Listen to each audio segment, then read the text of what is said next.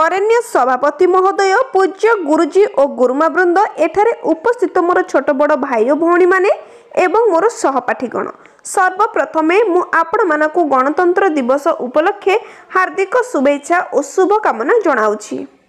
आजिरो एही पवित्र साधारणतंत्र दिवस रे मते किछि कहिबार सुजोग मिलिथिबारु मो निजको मने करूछि धन्य। आज 26 जनवरी 2025 मसिया आम देशर 76तम साधारणतंत्र दिवस। आमे प्रतिवर्ष 26 जनवरी को साधारणतंत्र दिवस बा गणतांत्रिक दिवस भावे पालन करि आसुछे, किंतु एही दिवसटी पालन करिबा सहित एही दिवसटी को काहेकि पालन करा जाउछि एहार कारण कोन ताहा मध्य जानिबा अत्यंत जरूरी अटे। 1947 मसीहा अगस्ट मास 15 तारिख दिन भारतवर्ष स्वाधीन हैला। समस्त भारतवासी स्वाधीनतार स्वाद चखिलु, किंतु सेतबळे देशवासी निजकु एक श्रृंखलतार डोरी रे बांधिबा लागि देशर कोनोसी आईन कानून नथिला। सेथिपाई देशर तत्कालीन राष्ट्रपति तथा संविधान सभार अध्यक्ष डॉक्टर राजेंद्र प्रसाद संविधान निर्माण कार्य डॉक्टर बी.आर. आंबेडकर को देइथिले। Doctor B R. आंबेडकर नेतृत्व में गठित कमिटी द्वारा 2 वर्ष 11 मास 18 दिन रे भारतर संविधान प्रस्तुत करागला। एही संविधान 1949 मसीहा नवेम्बर मास 26 तारिख दिन संविधान सभा गृहीत हैला एवं 1950 मसीहा जनवरी 26 तारिख दिन सारा देश रे कार्यकारी हैला।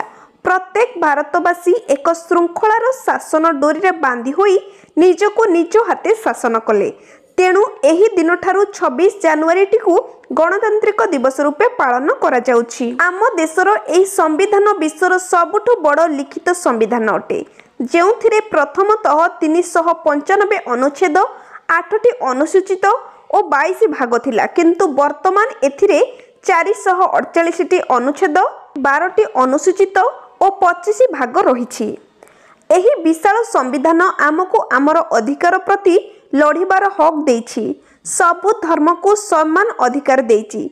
एणु एहार रक्षा करिबा आमर परम कर्तव्य अटे। शेषरे पदटी एही मोर वक्तव्य शेष करिबि। स्वाधीन भारतर संतान आमे, एई आम जन्मभूमि, हिंदू मुस्लिम सिख साई सभी आमे भौणी भाई। मु एतिकी कही मोर वक्तव्य शेष करुछि।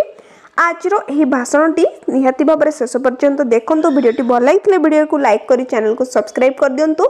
जोपरि भाव में आपण मानक पई निहाती भाव में एही भली नुआ नुआ वीडियो आनि रखिबी।